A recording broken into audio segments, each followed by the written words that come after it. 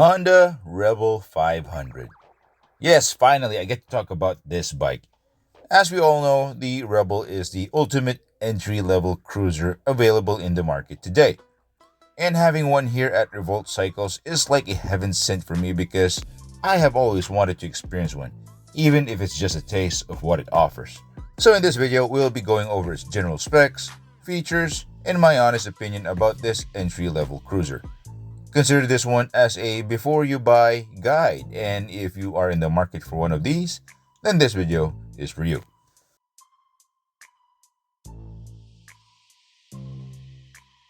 Alright, let's start with the general specs. As always, the ones that matter the most. The Rebel 500 is Honda's offering to the entry-level cruiser market. It is powered by a fuel-injected 471cc liquid-cooled two-cylinder engine that produces a reasonable 46 horsepower and a very healthy 40 Nm torque. Transferring that power to the ground is a nicely geared 6-speed manual transmission. Up front, you get a pair of 41mm standard forks with 5.5 inches of travel. At the back, you get a pair of non-adjustable shocks with 3.7 inches of clearance. You get front and rear disc brakes equipped with ABS, which is nice to have, by the way. Wheels are 16-inch alloys rolling on chunky street tires, 130/90 for the front, 150/80 for the back. Fuel capacity is at 11 liters and this bike weighs in at a reasonable 185 kilograms with all fluids. Now the Rebel 500 has a super low seat height at 27 inches off the ground, and the ergonomics caters to basically most riders of any size. For rider size reference, this is me at 6'1", 98 kilograms with a 32-inch inseam. This is Paeng of Revolt Cycles. He stands at 5'5". And this is Jerry, the skinniest guy in the shop who stands at 5'7", 55 kilograms. Yes, he needs a sandwich. Styling of the Rebel 500 has always given me mixed feelings. There are times I like the way it looks, but most of the time it looks kinda off for a cruiser. It doesn't really match the cruiser aesthetic that we would normally associate with, and this is more of a modern take on how a bobber looks like. Anything that gets a modern twist on it is, well, normally a hit or a miss, just like the Kawasaki Vulcan. You either love it or hate it. However, this bike looks a lot better compared to that one, especially at certain angles. Like the front and the rear look reminds me of a Harley Sportster 48. On the sides though, well, it looks like what we would draw on a napkin.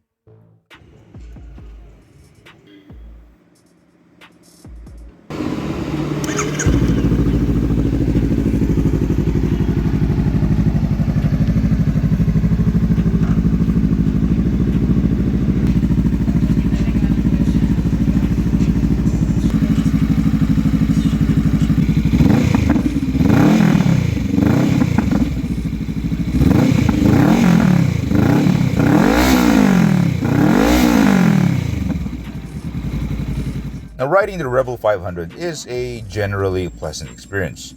The controls are easy to navigate, no weird switches here and there. The clutch lever is very light, the brakes are responsive, changing gears is also very smooth, and manhandling the bike is very, well, manageable. Throttle response is ultra smooth and predictable, which is nice especially at low speeds.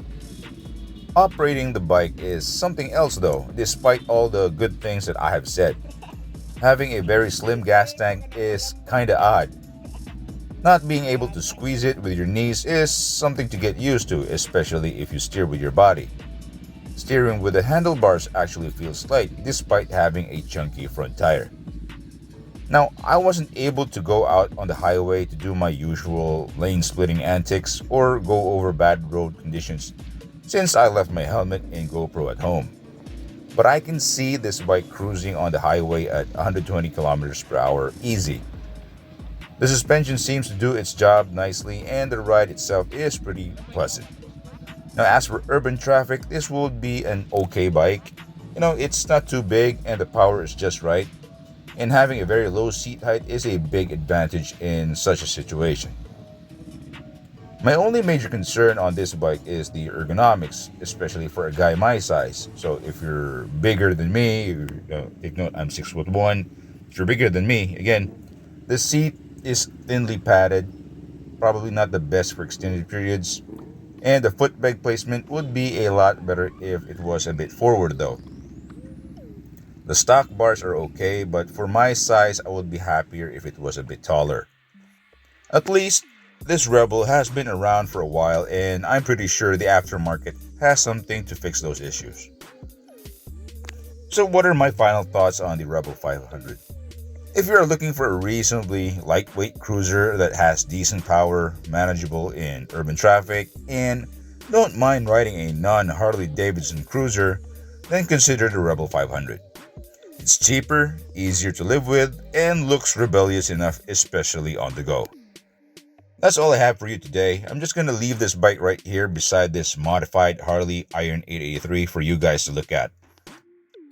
If you're looking for an equally priced cruiser that can outperform both the Rebel and the Iron 883 in terms of engine performance and handling, don't mind the looks, then check my review on the Kawasaki Vulcan 650S. Like and subscribe if you found this informative, and as always, see you next time. Bye.